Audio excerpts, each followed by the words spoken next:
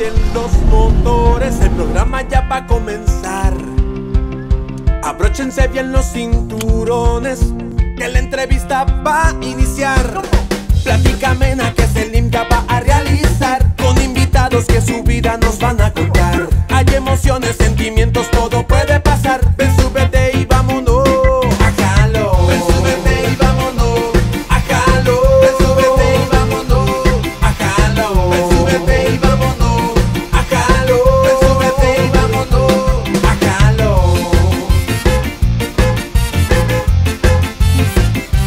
A jalo. Ven, súbete y vámonos a jalo. Ven, súbete y vámonos a jalo. Ven, súbete y vámonos a jalo. Ven, súbete y vámonos a jalo. Ven, súbete y vámonos a jalo. Con Selim López. Qué verdadero placer poder contar con su presencia hoy, don Guillermo Cerritos, un buen amigo, alguien que en algunas ocasiones que hemos platicado me ha contado que sí ha visto el programa. Agradezco su tiempo, agradezco que esté conmigo hoy y que nos pueda contar su historia de vida, que nos pueda contar de dónde viene Guillermo Cerritos y qué tan difícil le ha tocado esta situación que yo digo que bueno, las cosas no pasan por una casualidad, todo tiene un motivo y un propósito, obviamente, sí, ¿verdad? Sí. Así que muchas gracias por estar conmigo en este jalón. ¿Cómo está? No, contento, un privilegio ser parte de las personas que usted ha seleccionado para invitarlo a este programa.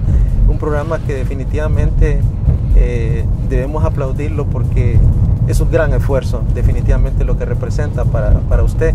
Y a los invitados, pues definitivamente solamente nos quedará el honor de haber dicho que estuvimos en el jalón. Así que gracias. Muchas gracias por ese concepto. Tengo que arrancar con la primera pregunta que a todos se las hago. ¿Dónde tiene el ombligo enterrado? Bueno, nací en el Hospital La Policlínica en Comayagüela. Sí. Mi madre es una costurera. Sí. Ya murió, falleció el 31 de marzo de este año. ¿Se llamaba? Pues, se llamaba Reina Osvalda Joya Montoya, nacida en la aldea del Sauce, aquí, salida al sur.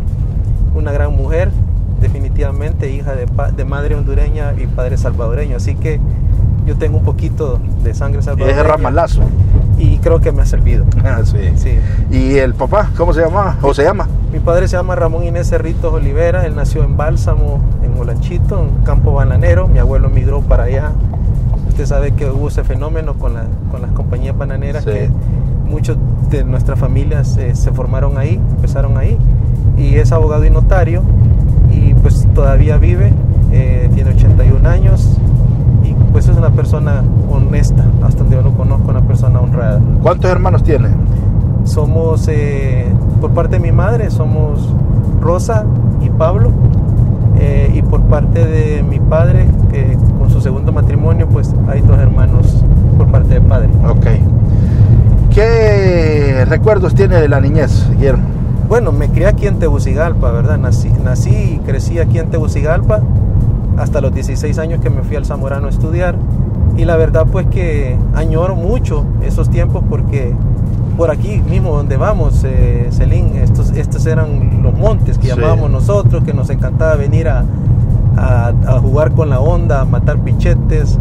Habían campos de béisbol, campos de fútbol, habían quebradas todavía donde uno se podía bañar. Sí. Obviamente cuando llegaba a la casa tenía que ya prepararse uno para la fajeada. Y mi mamá, que costuraba, tenía 1 metro, ya sabía la bienvenida que nos esperaba. Sí. Porque era difícil, inevitable que los padres se dieran cuenta que habíamos andado en el monte. Así le llamábamos nosotros a todas estas zonas que hoy vemos ya urbanizadas en Tegucigalpa, ¿verdad? Sí. Tengo 55 años, entonces puede calcular más o menos que sí, hace 40 años o más disfruté de una Tegucigalpa muy sana, que definitivamente extrañamos y añoro, pero bueno. ¿Por qué la niñez ha perdido esa oportunidad de vivir y convivir en una Tegucigalpa sana, sin violencia y sin problemas? Sí, desafortunadamente la inseguridad ha provocado que los padres tomen otra actitud hacia la vida. Antes uno tenía más libertades, uno prácticamente desayunaba, que a veces era solamente un café y una semita, que era lo que los papás le podían dar, o un pan con frijoles y salir a la calle. pero los papás no estaban pensando que al hijo le podía ocurrir algo malo en la calle. Hoy en día prácticamente es una regla que cuando sus hijos salen de la casa, cualquier padre tiene esa zozobra de que puede pasar algo. Entonces, desafortunadamente se volvió insegura la ciudad, se volvió insegura la vida, y lamento mucho eso, porque nos ha quitado a muchos la oportunidad de crecer, desarrollarse, convivir. Mire, nosotros jugábamos pelota con los de la Miramonte. Yo crecí en la Miraflores, entonces por ejemplo nos íbamos a pie hasta la Miramonte, sí. Regresábamos y nunca pasó nada, sí, que yo recuerde, ¿verdad? Sí. Entonces, sí, yo creo que ha cambiado mucho la situación de seguridad en el país. Y que lamentablemente, bueno, también la tecnología ha llegado y ahora los muchachos, sí, y los niños prefieren estar con sus consolas, el iPad, el celular. Correcto. Y no invertir esa energía, sí. Porque yo fui yo creo que de las últimas camadas que pudo también jugar en la calle. Yo jugaba fútbol, béisbol, y no había más problemas, pues. Así es, alcanzó. Sí lo logré vivir, pero sí entiendo que eso de la inseguridad más, sí, la tecnología hace que los hipotes ahora, sí, quieran, por ejemplo, ser gamers, dicen, ¿verdad? Es correcto. O sea, solo jugar. No, y Celín, parece mentiras, ya mis hijos están entre los 25 y 30 años, y hubo momentos en que con mis hijos a mí me preocupaba que se cruzaran la calle de un bulevar, sí, o se cruzaran la calle de cualquier lugar, claro, porque crecieron, mi esposa llevándolos a la escuela, trayéndolos a la casa, no usaban bus, pero su entorno era la colonia. Claro. Mis hijos crecieron en la colonia Los Robles, yo alquilo una casa ahí desde hace muchos años, no tengo casa propia, por si alguien me quiere regalar alguna. Y ahí en la colonia yo me sentía seguro, todavía sigue siendo una colonia segura, tenemos una asociación que velamos por eso, pero ya que salieran a otro lugar y caminar en un bulevar, sí, o cruzarse una calle, con toda honestidad tengo que confesarle que me preocupaba, claro, me preocupaba, no solamente el tema de un asalto, un robo. Otra cosa que me preocupa mucho es el exceso de velocidad, sí, estamos abusando de eso, sí, y cuánta gente golpeada en la moto, golpeada caminando. Bueno, recientemente se han registrado varios accidentes, y uno de los más recientes es una mujer, bueno, sí, la atropellaron, y no solo es que queden para suerte de las personas vivas, hay muchos que mueren lamentablemente. Así es, o quedan lisiados. Claro, claro. Que es terrible eso. Mire, si yo le pregunto a usted algún registro de alguna vivencia como niño que usted la tenga muy guardada, que usted la atesore, de tantas que pudo haber tenido, pero algo que usted registre, ya sea con su mamá o con sus, sí, hermanos. Sí. Bueno, Celín, y ojalá que mi tía pueda ver este programa, mi tía Vilma, ella siempre en Navidad nos regalaba un juguete, y recuerdo con mucho cariño una vez que me regaló un avión de que se metían los tripulantes al avión y uno los podía quitar, mover. Mire. Era, no estoy seguro si la marca era esta marca Fisher Price, creo que esa era. Y sí, entonces eso para mí es inolvidable, ¿verdad? Esos juguetes que mi tía me regaló en la Navidad. Como familia a veces no teníamos la capacidad de poder tener un regalo en la Navidad, sí, o una celebración de Navidad. Entonces creo que también esas cosas hay que valorarlas, ¿verdad? Mire que acaba de hablar de algo que me hizo transportarme a mi niñez. Yo llegué a jugar con ese avión. ¿En serio? Sí, porque también me lo regalaron, sí, y pude jugar, y sí, definitivamente eso de la niñez, la inocencia de jugar y crear sus mundos, creo que le ayudaba a uno a desarrollar la imaginación también. Muy, ¿verdad? Cierto, y los juguetes antes tenían una durabilidad muy alta. Claro. Entonces prácticamente el juguete pasaba de generación en generación, menor, sí, y terminaba incluso regalado en otra persona, sí, que posiblemente lo pudiera seguir disfrutando, ¿verdad? Sí. Bueno, y yo no sé, pues es que eso ahora es la técnica para la venta, ¿va? Lo, sí, hacen todo también menos durable para generar que el muchachito quiera comprar más. Pero mire qué interesante. ¿Y la escuela le hizo dónde? Bueno, yo estudié en una escuela pública, se llama la Escuela República de Nicaragua, en la Miraflores, y en algunos momentos también estudié en la Escuela 14 de Julio, en el barrio El Bosque, porque mi tía Nena, también otra madre que para mí representa también algo especial en mi vida, era maestra de esa escuela. Y teníamos el tío Nayo, nos llevaba a todos en un carro Dodge grande que cabíamos todos y podíamos ir a la escuela en el barrio El Bosque. También el barrio El Bosque era un lugar muy seguro. Definitivamente que añoro ese lugar también. Vendían zarciles afuera con sal. Y recuerdo que la merienda pues era un tipo de bebida que nos daban en la mañana, todos andábamos nuestro vasito. Así que creo que disfruté ambas escuelas, tanto la República de Nicaragua como la Escuela 14 de Julio en el barrio El Bosque. ¿Creció con limitantes usted? Muchas, pero gracias a Dios mi madre era una mujer emprendedora. Mi padre se fue a estudiar a México una especialidad en Derecho y luego un doctorado. Y durante ese lapso de tiempo pues me tocó apoyar a mi mamá en varias cosas que generaban algunos ingresos en la familia, como por ejemplo la venta de tamales. Mi madre hacía tamales y los fines de semana pues ya por encargo yo iba y los entregaba. Me imagino que para ustedes son los mejores tamales del mundo. Sin duda. Sí, aquí sentimos el paladar siempre, ¿verdad? De lo que nuestra mamá hace. También mi madre se dedicaba a producir dulces de leche de una excelente calidad, que parte de esos dulces hasta pues había personas que los llevaban a Estados Unidos y otros pues yo los iba y los entregaba por encargo.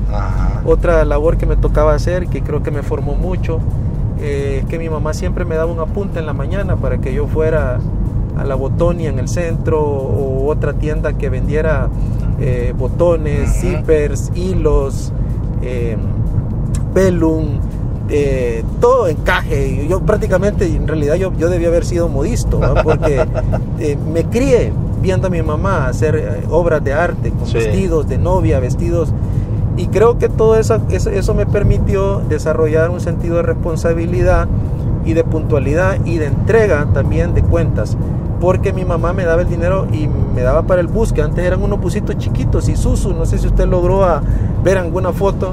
Era muy chiquito y ponían una tablita en medio si uno no cabía, ¿verdad?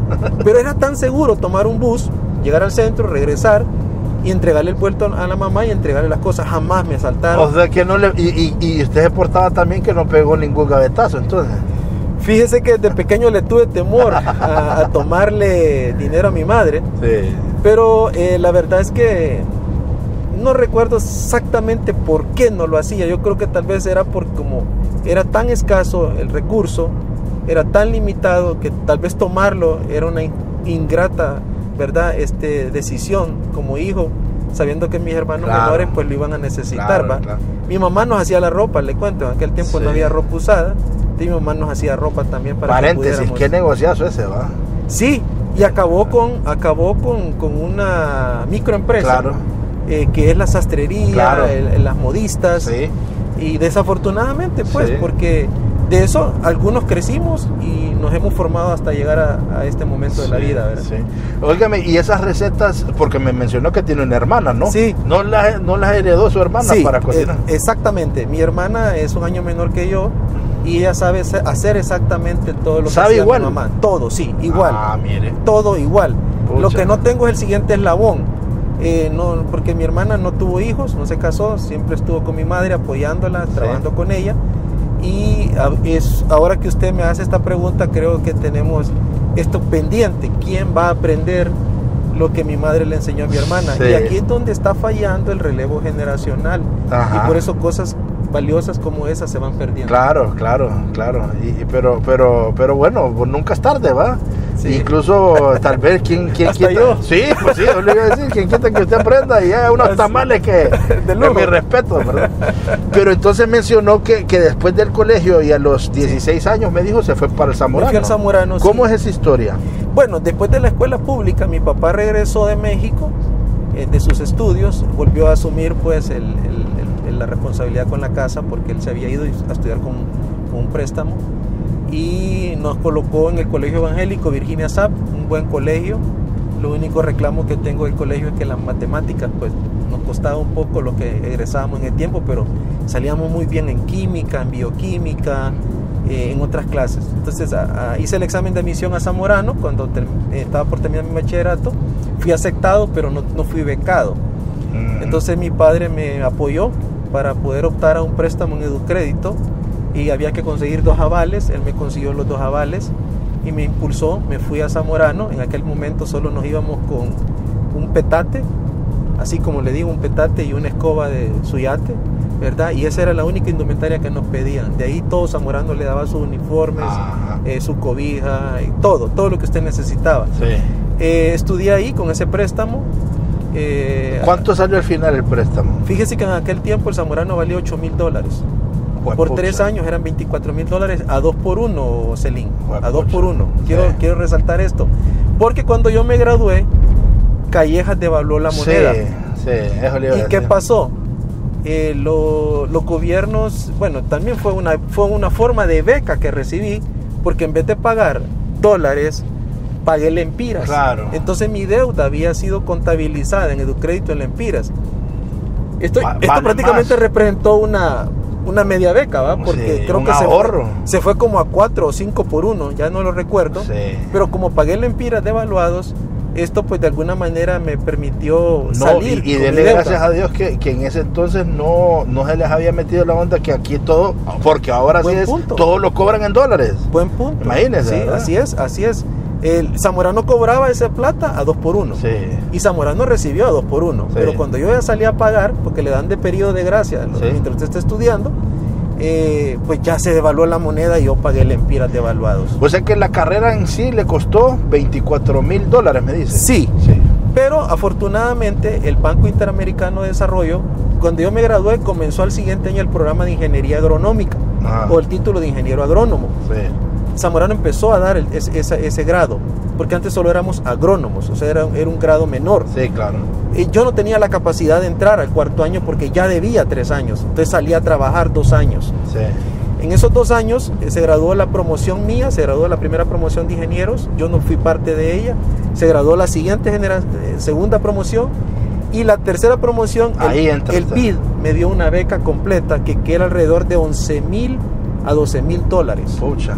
Y me dio esa beca completa porque fui seleccionado entre los hondureños que estaban pendientes de seguir estudiando y que de alguna manera, pues, rankeado, me permitió quedar en los lugares que me daba la opción de entrar a la beca. O sea que sí, también, además o sea, puedo interpretar que era aplicado y que sí estudiaba, pues. Totalmente, o sea, tenía buenas notas. Totalmente aplicado, porque cuando uno debe lo que está haciendo para estudiar, y saber para mí que si yo me iba de Zamorano, Celín, iba a ser una situación bien complicada, primero porque había que pagar lo que ya había gastado. Sí.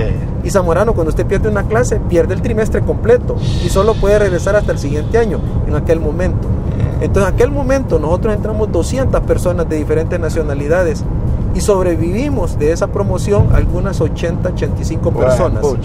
Era lo que llamábamos la prunia, era muy fuerte en aquel momento. O sea, por cualquier cosa uno se iba, por disciplina, por una clase que perdiera. Entonces yo pasaba muy dedicado en función de que ese préstamo para mí no era una beca.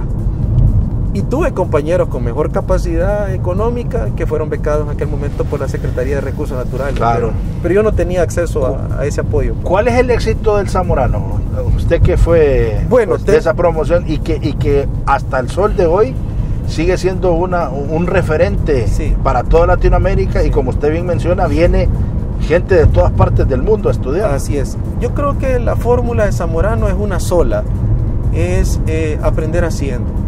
O sea, Zamorano le permite a usted en la mañana ir a trabajar al campo y en la tarde ir a clases, o viceversa, una semana alterna, ¿verdad? Una semana cambia de rol. Eso creo que le permite a uno tomar confianza en lo que uno está haciendo, estudiando. Es como que los muchachos que van al hospital escuela, ¿verdad? Eso les hace tomar confianza en que sí pueden hacer las cosas, y de alguna manera eso garantiza que uno pueda desempeñarse en su vida profesional. Obviamente Zamorano ha tenido muchos cambios, ¿verdad? Muchos cambios, y los he visto porque tengo 2 hijos graduados en Zamorano también, 2 varones, y he visto los cambios también a esta época nueva. Pero hoy tienen otras habilidades que no teníamos antes. de alguna manera y que les permite hasta desarrollarse más fácil fuera del país, no solamente en el país. Entonces, en resumen, creo que esa fórmula, aprender haciendo, debiese ser la fórmula más bien de todas las profesiones. Claro. El periodista, ¿cómo se hace? Sí. Haciendo entrevistas, Sí, claro. ¿de acuerdo? Sí. Y si está recibiendo los elementos teóricos en la clase, entonces él toma mucha confianza en lo que está haciendo y lo disfruta. Sí.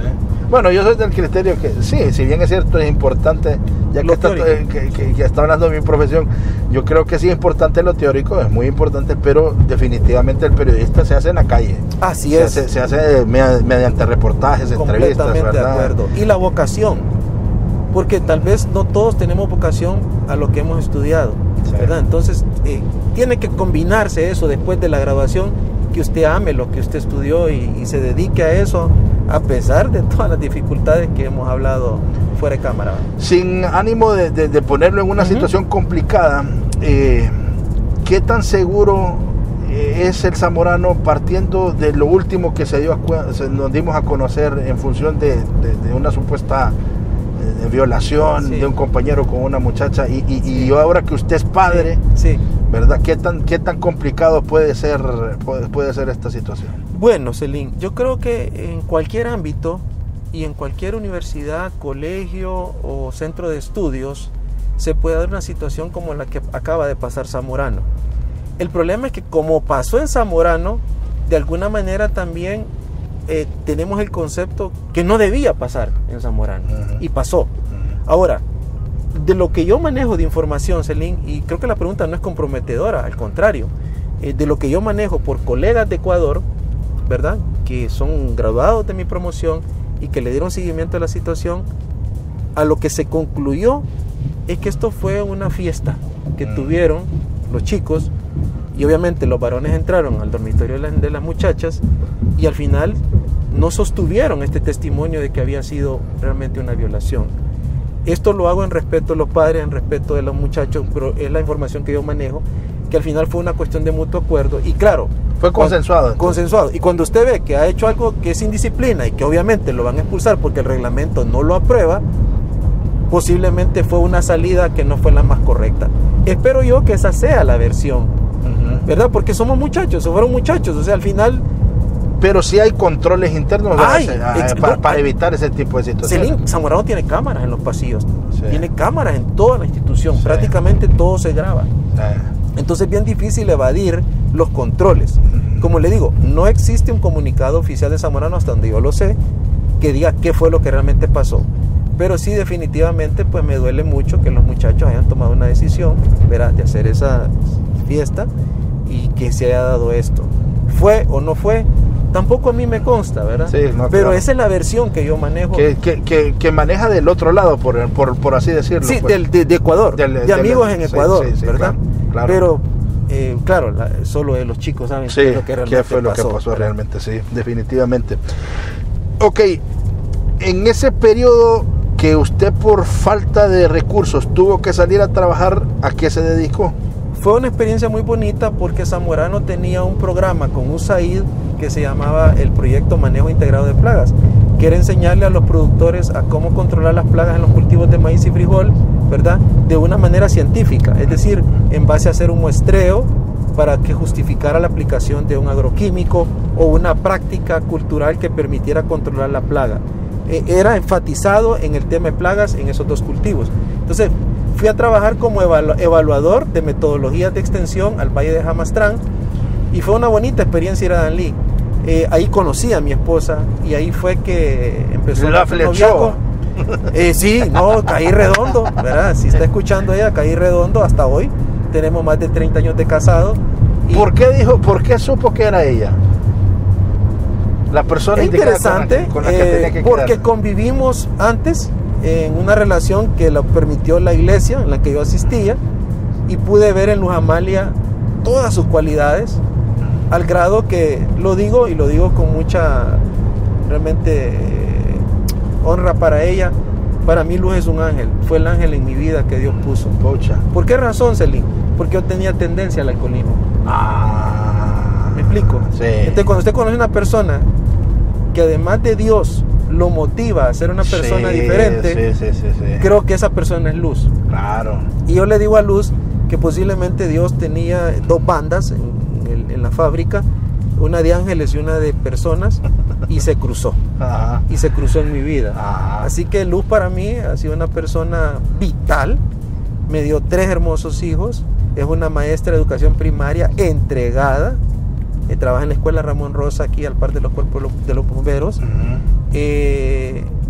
Definitivamente no he conocido otra persona como ella, con esas cualidades, y siento que las transmitió a mis hijos, y eso pues para mí es la riqueza, claro, que yo tengo, ¿verdad? Sí. Entonces, aparte del trabajo que Dios me permitió, ir a Danlí, conocer a mi esposa, tener mi primera oportunidad de trabajar, que Zamorano me la dio.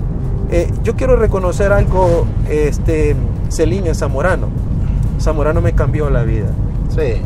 Y por eso amo mucho a Zamorano. Claro. Y por eso mis hijos de alguna manera se sintieron inclinados a estudiar en Zamorano, sí, y orgullosamente son graduados. Por lo que mencionábamos antes del hecho que se dio. Así que hay que superar ese hecho, ¿verdad? Claro. Y ver que muchas personas que éramos un cipote, que jugaba pelota, que estaba en una escuela pública, que nadie daba un 5 por él, la escuela nos permitió llegar a tener y ser, ¿verdad?, lo que hoy somos. Claro, ¿verdad? Claro. Con la ayuda de Dios también, ¿verdad? Claro, entonces regresa a sacar Zamorano, la ingeniería en un año a tiempo completo. Sí. Ajá, pero ya se había casado, todavía eran novios. No me había casado. Pero sí quería ya. Ya estábamos dando puntos, sí, ya teníamos más de 2 años de noviazgo, y regreso a Zamorano a estudiar, y con esa beca, y paro de pagar el préstamo. Ahí mi padre me empieza a ayudar con la cuota a tiempo completo, lo cual yo se lo agradezco a mi padre, ¿verdad? Uh-huh. Y hasta que vuelvo a salir, que gracias a Dios vuelvo a tener trabajo, retomo el pago de mi préstamo. Y ahí ya empiezo a planear en un año, a ahorrar para que nos casemos con Luz.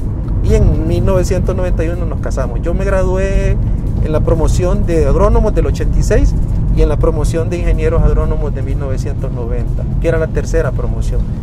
Mire qué interesante. Y mientras estamos hablando, digo yo, ¿cuánta gente capacitada hay en Honduras y con conocimiento suficiente como para volver a poner a Honduras en los sitiales, en los sitios que de antaño se hablaba, ¿verdad? Sí.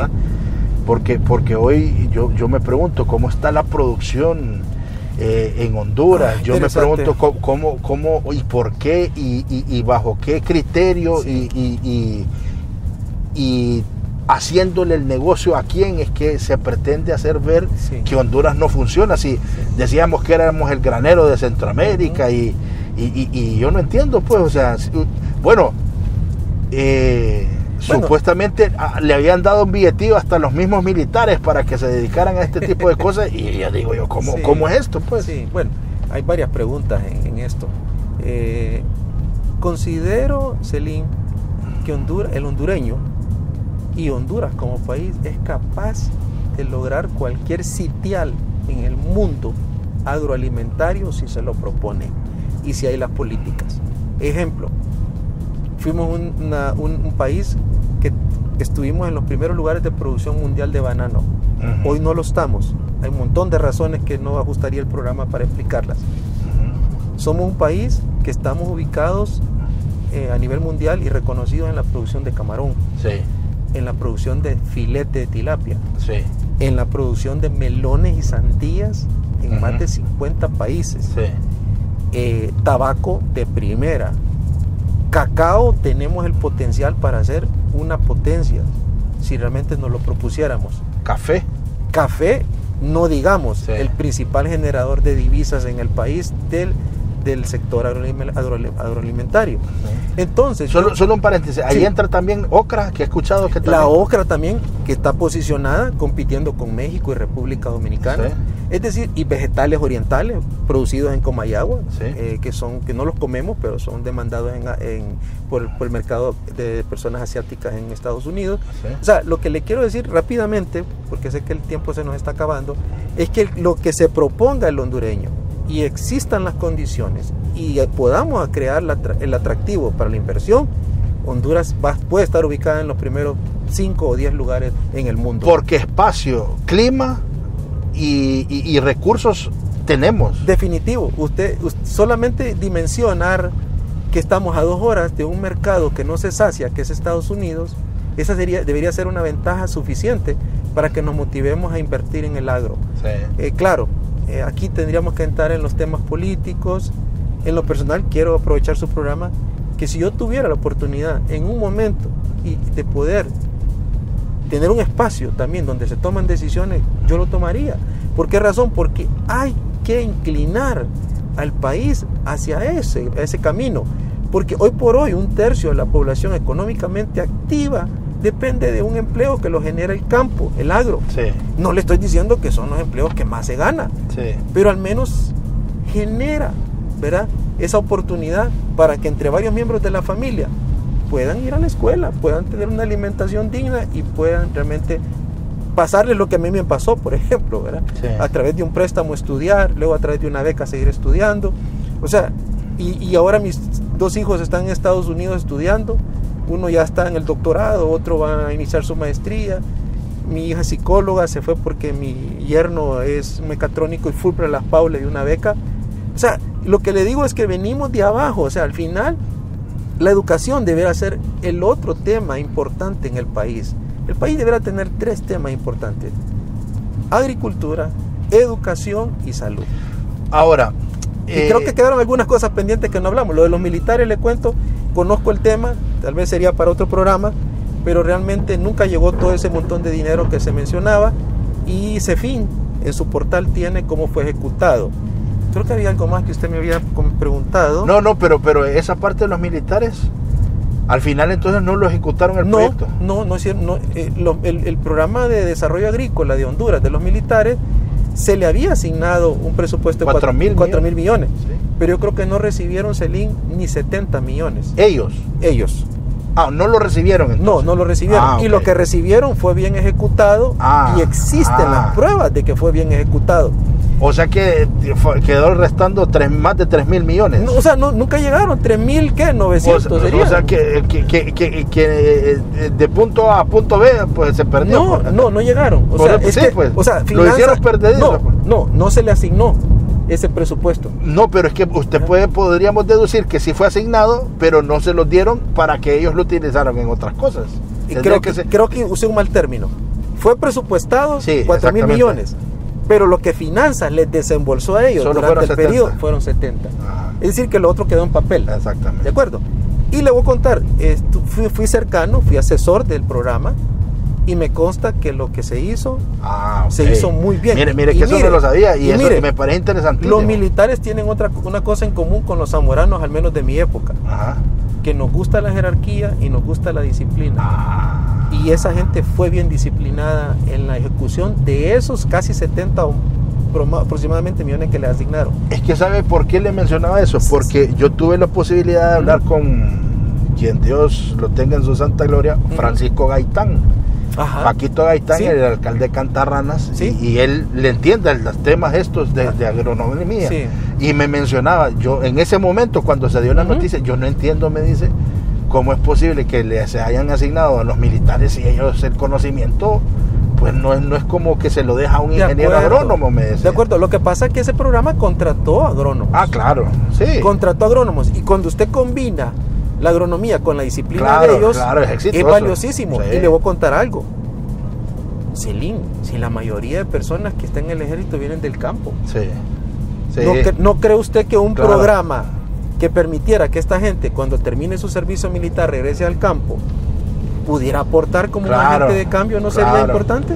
Sí. Yo no es que estoy defendiendo esto, Celín, pero como estuve de cerca, No, pues habla por conocimiento. porque pues. coincidí, conozco a las personas, y después podemos hablar de nombres de estas personas que usted los puede entrevistar, se dará cuenta que es un programa que perfilaba ser exitoso, pero se atacó de una manera que de alguna manera pues habían razones. Pero es que yo creo que no se socializó. No se socializó bien. Lo suficiente como, porque si usted me dice que usted da fe de que esos 70 millones que sí recibieron los militares fueron muy bien ejecutados, imagínense. Hasta donde yo tuve acceso, sí, yo creo que fue un programa exitoso, y creo que todavía está el programa. pero creo que ya no tiene asignación de parte del presupuesto del Ahora, general de la le República. quería preguntar, porque presiento, bueno, estoy también aquí como un miembro de la Junta Directiva de la FENAC, ¿verdad? Empleado de la Federación. Sí. Sí, no formamos parte de la Junta, solo para aclarar. Ok, sí. bueno, pero sí trabaja con la Federación, pero a lo que voy es que siento y mi percepción es que el potencial del agro es tan grande, ¿verdad? Que obviamente, bueno, todo negocio busca lucrar. Sí. Esto ha llamado la atención de mucha inversión privada que ha generado fincas de ganado, leche y de producción. Sí. Y siento hasta cierto punto que esa es mi percepción, que el agro en general y todo lo que tenga con la producción está más, si tuviéramos que ponerle una balanza, en mano privada o en mano estatal. Bueno, lo que pasa es que uno tiene que diferenciar dos cosas. Hay quienes producen para subsistencia, Celín. Es decir, para generar los alimentos que consume en el año, ¿verdad? Más que todo esto en el área de granos básicos. Sí. ¿Verdad? Y hay una agricultura que es con finalidades de escala comercial. Claro. ¿Verdad? Entonces hay que diferenciar las dos. Las dos son muy importantes. Lo importante es que exista un equilibrio entre que los productores que producen para subsistencia también sean atendidos, como los productores que producen para lógica comercial. La combinación de eso es lo que garantiza que un país tenga seguridad alimentaria, ¿verdad? Pero ni una ni otra es menos importante. Recuerde que cuando usted produce para escala comercial, además aporta y genera empleos y divisas, genera también. divisas para el país, que son importantísimas para poder importar aquellas cosas que no producimos en el país, materias primas, maquinaria, etcétera. Entonces, definitivamente que la gran mayoría, le voy a contar, no son los productores de escala comercial, la gran mayoría son los productores de subsistencia en el universo, claro, ¿verdad? De productores. Lógicamente hay rubros donde los productores pequeños, para poder entrar y tener una participación, va a depender de que también tengan el acceso a los mercados locales. Le voy a poner un ejemplo, caso de la tilapia. Existe una asociación de productores de piscicultores o productores de peces en el país, o especies marinas, que aprovechan la demanda nacional, pero existen empresas que se dedican netamente a la exportación, ¿verdad? Yo creo que a ambas el país tiene que tener políticas públicas para poderlas apoyar. Las dos son valiosas, las dos son importantes. Obviamente son estrategias diferentes para poderlo abordar, ¿verdad? Hay cosas que, por ejemplo, definitivamente nos están pasando en el país que nos dan una esperanza de que podríamos ser importantes proveedores de alimentos a nivel por lo menos regional, ¿verdad? Usted puede ver el caso de Nicaragua. Nicaragua es el principal proveedor de frijol en la región, pero nosotros podemos competir con Nicaragua para ser también los otros proveedores de frijoles. Pero a eso iba, pues, o sea, no parte más el éxito porque quienes toman decisiones hagan políticas que sean más beneficiosas, más amigables, sin lugar a dudas, y que genere. Es que lo estoy tratando de contextualizar para llegar al siguiente punto. O sea, estamos con un nuevo gobierno. ¿Cómo ha visto o sea, porque me imagino que en el plan de gobierno venía una parte para el agro, pues obviamente, pues, ¿cómo lo han visto ustedes? Bueno, creo que este gobierno ha hecho cosas positivas, ¿verdad? En 8 meses prácticamente. Sí, y tiene muchas pendientes, ¿verdad? Entre las positivas que yo pudiera resaltar es el hecho que reactivaron Banadesa. Sí. Y ese es un banco orientado al pequeño, Celín. Creo que eso es de reconocer. Y le bajaron del 15 al 12% de los productos. Bueno, las tasas de interés que ellos están ofreciendo. Perdón, Banadesa. Estaba pensando en Banasupro. Estaba pensando en Banasupro. No se preocupe. Las tasas que están ofreciendo no habían sido vistas. Banadesa, sí. Bueno, y Banadesa, sus últimos gerentes han sido altamente cuestionados, ¿verdad? Bueno, y lo que famosamente conocemos, la condonación de deudas a Banadesa. Correcto. Eso es un problema serio. Sí, realmente el banco nunca debió haber pasado por esos procesos, porque un país no puede darse el lujo de no tener un banco fomento agropecuario. Claro. como originalmente se llamó, ¿verdad? Banafón, sí. Sí. Banadesa debiera volver más bien a retomar el concepto de también ser un fomentador del desarrollo agropecuario. Sí. Muchas de las empresas que usted ve, como en el sector lácteo y otras, Palma y todo, fue origen Banafón. Sí. Y luego pasaron al sector privado y hoy son empresas exitosas y estables generando empleo. Pero bien, hoy Banadesa tiene un enfoque más hacia el pequeño y estoy completamente de acuerdo y ojalá que se siga fortaleciendo. No me consta, pero una persona del gobierno me comentó que se está considerando más bien asignarle el otro año un presupuesto de 2.000 millones a este banco para seguir financiando productores pequeños, lo cual yo felicito, sí, claro, porque eso va a dinamizar. Sí. Otra cosa valiosa que yo pudiera resaltar en estos 8 meses es el hecho de que se mantuvo el bono de solidaridad o bono tecnológico, que con el costo de los fertilizantes, muchos de esos productores que tuvieron acceso a que le donaran un saco de fertilizante, la ventaja del fertilizante, como no se come, usted tiene que aplicarlo. La semilla no se come porque viene tratada, tiene que sembrarla. Entonces, de alguna manera ese bono siempre llega al campo, ya sea porque el que lo recibe lo vendió o porque lo sembró, pero al final llega al campo. Entonces creo que ha sido oportuno mantener este programa o esta política pública ante una situación que estamos ahorita del costo de los insumos. He escuchado que la situación en Ucrania y Rusia ha generado un problema. No, y no solo eso, se está agravando más. Y está elevando los costos, ¿verdad? Exactamente. Mire, ahorita el gas natural, que es la principal materia prima para producir los fertilizantes nitrogenados, se sigue elevando y Rusia sigue bloqueando la provisión de gas a Europa. Esto ha representado en las últimas 2 semanas que se cierre el 50% de la capacidad de producción de fertilizante en Europa. O sea, que lo que nos viene para futuro no es muy alentador, Celín.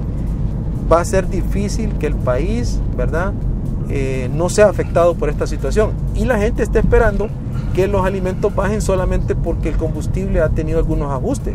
Pero el combustible no ha vuelto a los valores del año pasado todavía. No, y no ha bajado de esos valores. O sea, no ha bajado de esos valores. Sí. Y acuérdense que tuvimos un congelamiento de precios, claro, que de alguna manera ayudó a paliar esta situación.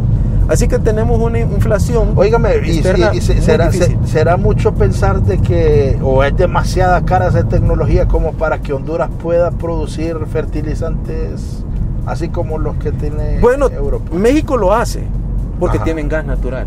Entonces lo que tiene que hacer Honduras es identificar si tiene gas natural para poderlo producir. O sea, tendríamos que tener una industria, claro, ¿verdad?, sí, que nos permita producir esos fertilizantes. Sí. Desafortunadamente, pues... es que nosotros tenemos una posición geográfica interesante, sí, pero no lo tenemos todo. No, ¿verdad?, lo tenemos todo, correcto. Por ejemplo, y yo no sé qué ha escuchado usted, si hay petróleo en la Mosquitia. Se ha especulado. Pero es que ¿por qué no nos dicen ya de una buena vez por correcto, todas? Pues, o sea, esa es la pregunta también, ¿verdad? Correcto, sí. Bueno, si así fuese y se hiciera una explotación ahí cambia sí, la situación del país. Y le quiero comentar algo sobre esto. Usted va a Brasil. Yo, por motivos de trabajo, casi frecuente este país por un lapso de 10 años o más. Fala portugués. Un poco. Poquinho. Entonces, fíjense que allá el combustible es más caro que en Honduras. ¿Por qué? Porque el petróleo que ellos tienen hace que genere riqueza para poder hacer inversión social. No es que lo dan regalado. Como en Venezuela. Como en Venezuela. Son 2 casos, sí, A y B, blanco, sí, y negro. Sí. La otra cosa que ha impulsado también Brasil, la producción del etanol o el alcohol que viene de la caña de azúcar para hacer mezclas con combustible y siendo un país petrolero.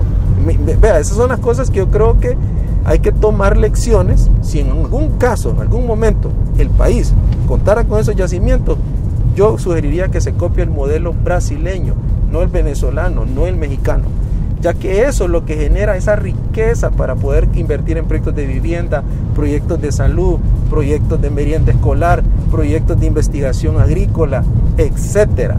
Bueno, o sea, Brasil es un caso que hay que estudiarlo y me parece que nos da lecciones de cómo no botar la riqueza, no desperdiciar la riqueza petrolera, si en caso Honduras llegase a ese punto, ¿verdad? Sí.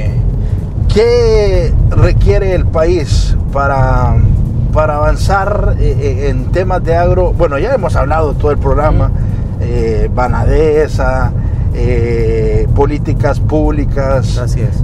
Que beneficien, pero ¿qué cree usted que es la llave del asunto para que el país tenga en la producción una fuente mucho más fuerte de inversión o de generación de riqueza? Bueno, primero, como todo se decide en el Congreso, creo que necesitaríamos una nueva generación de políticos que amen el país y que se olviden de sí mismos y se despojen de sí mismos de cualquier interés. Todo pasa por ahí, Celín. Definitivamente considero que necesitamos una nueva generación de políticos honestos y que realmente se dediquen y se preocupen a hacer leyes para que el país salga adelante y que la inversión venga en el país y que la seguridad jurídica en el país realmente sea una realidad. Hay un legado pendiente en este país de parte de los políticos. Desafortunadamente nosotros lo criticamos, lo señalamos, pero es por ahí que pasan todas las decisiones que terminan decidiendo qué clase de país tenemos. Claro. Y nosotros, por otro lado, como sociedad, debemos entonces demandarles a ellos que hagan su trabajo. Porque un gobierno no puede hacer todo si no cuenta, ¿verdad?, con la gestión de un Congreso Nacional que vaya orientado a que este país salga adelante y se desarrolle.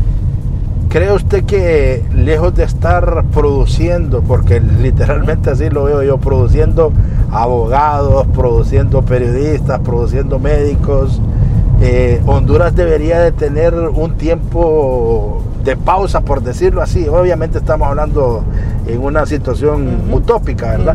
Para generar más ingenieros agrónomos, más gente que se dedique a este rubro. Buena pregunta y profunda. Yo considero que la decisión la tienen que tomar los jóvenes. Los jóvenes son los que tienen que analizar bien dónde está el futuro y no dejarse llevar solamente por el atractivo de una carrera en términos económicos o en términos de preferencia. Y le hago el ejemplo porque yo hubiese deseado ser o arquitecto, o militar, o ingeniero agrónomo. Y de alguna manera tuve que escoger entre esas tres opciones cuál era la que yo podía aportarle algo al país, ¿verdad? Y donde podía ver que el país me daba los espacios para desarrollarme. Entonces, aunque nosotros pusiéramos una veda de ciertas carreras, ¿de qué serviría si los muchachos que optan por las otras carreras tampoco van a contar con las condiciones de políticas públicas que les haga atractivo dedicarse a eso? Por ejemplo, ¿qué carreras aquí necesitamos desarrollar? Orientadas a las innovaciones tecnológicas, orientadas a que Honduras produzca patentes, produzca inventos, produzca cosas que impacten a nivel mundial, no solo a nivel local. Entonces, si nosotros nos vemos en el ranking de innovaciones y de patentes, obviamente que posiblemente ni aparecemos en ese listado. Entonces, es complejo decir si sí o no se deben de algunas carreras poner en pausa, ¿va? Porque también creo que hay muchachos que, por ejemplo, quieren ser periodistas y sería o otra carrera como abogados, y sería un poco ingrato también entonces prácticamente expulsarlos del país para que estudien en otro lado, ¿verdad? Tal vez ponerle límite. Yo creo que tal vez si le pusiéramos un límite de personas que por méritos accesen a estudiar esa carrera, pero que de alguna manera sepan que eso les garantiza que van a ser el relevo de los que actualmente están. Porque si no, creo que estamos como produciendo profesionales, pero no conectados a una planeación estratégica del país. Eso es lo que nos está pasando. Y ahí sí es grave por los muchachos, ¿verdad? Sí, porque muchos se gradúan y no encuentran dónde trabajar. Pues. Y migran. Migran. Usted ve que las últimas migraciones ya no son solamente personas que cortaban café, ¿verdad? O que hacían labores agrícolas o labores domésticas. Ya son muchachos con un grado universitario. No, o sea, por ejemplo, hay ingenieros eléctricos que se van para Alemania y así hay mucha gente que ya tiene tenemos fuga de estas personas. Hablábamos del precio de los combustibles y porque me llama la atención de cómo lo manejaron, quería ver su visión. Se mencionó que, bueno, decían, bueno, hay que bajarle, ya están bajando los precios de los combustibles, hay que bajarle los precios a los productos de la canasta básica. Y de repente salió una versión que decía, no se van a bajar porque todo depende de oferta y demanda. Pero muchos quedamos, pero el principal motivo por el que le subieron fue porque subió el combustible. ¿Cómo está esa situación? ¿Cómo lo analiza usted? Yo creo que tendríamos que separar los rubros. En el caso del rubro que yo trabajo, que es el sector agropecuario, recuerde que la incidencia del combustible es un Ahí factor. está directa. Sí, es directa. Sí. Pero no solo la del combustible, sino también la de los fertilizantes, la de los insumos, la de las materias primas, la influencia de los fletes, ¿verdad? En el costo de esas materias primas que importamos. Así que no solamente el combustible es el único factor. Como no hay estructuras de costo muy claras, también no podríamos señalar qué porcentaje incide la disminución del combustible en un precio final, ¿verdad? Y desafortunadamente parte por eso, porque el país necesita crear más análisis, más información, más fuentes de información que le permitan aún al mismo sector público o gubernamental decir, no, yo te puedo comprobar que la incidencia del combustible en la producción de frijol o en la producción de maíz o en la producción de leche es tanto por ciento. Por lo tanto, ¿verdad? Realmente sí justifica una rebaja. Claro. La otra cosa, Celín, tal vez un poco así para que lo entendamos todos, cuando los alimentos se empezaron a sembrar, que son los que estamos consumiendo ahorita, fue durante los meses de abril, mayo y junio, que es lo que estamos consumiendo ahora de agosto, septiembre, octubre. Entonces tenemos que entender que bajo ese escenario el combustible y todo lo demás ya estaba alto. Entonces es probable que en el siguiente ciclo, que es bajen y se vea un impacto. ¿Por qué lo estamos viendo en maíz y frijol? Porque es lo primero que está saliendo, ¿verdad? Y también sale en volúmenes que si el mercado no los absorbe, se pierden, ¿verdad? Y cuando digo el mercado, también me refiero a los intermediarios, porque ellos al final compran, secan, almacenan y siguen vendiendo esta cosecha y empieza esa fluctuación de precios, ¿verdad? Eso, sí. Es complejo porque yo no soy economista, ¿verdad? Ni abogado, apenas soy un agrónomo, pero sí comprendo que lo que sembramos hace 3 o 4 meses atrás no estaba bajo el escenario actual del combustible que tenemos ahorita. Claro. Y no digamos todo lo demás, ¿verdad? Que ya le he mencionado, fertilizantes, insumos, materias primas, medicamentos veterinarios, etcétera, equipo. Mire, un transportista, usted le puede decir ahorita, ¿y por qué no le baja al transporte? Primero, han habido modificaciones en la ley que ahora usted tiene que llevar menos volumen. Solo el impacto de disminuir esos volúmenes para cumplir la ley ya representa un ahorro. Un ahorro de combustible. Porque la unidad en teoría pesaría menos, pues. Pero usted puede va a distribuir su costo en menos unidades. Ah, claro. Sí, por lo tanto, su costo por transportar un quintal de X cosa de aquí a Danlí se le puede elevar. Se va a elevar. Y no va a ser solamente por el tema de combustible, va a ser también por el tema de la ley. De que estamos pues ordenando el tema del transporte, se está ordenando y yo comparto que se haga porque por eso se provocan accidentes. Ahora, ¿qué le puede decir un transportista? Pero mire, don Guillermo, las grasas que utilizo no han disminuido. Las llantas que utilizo no han disminuido.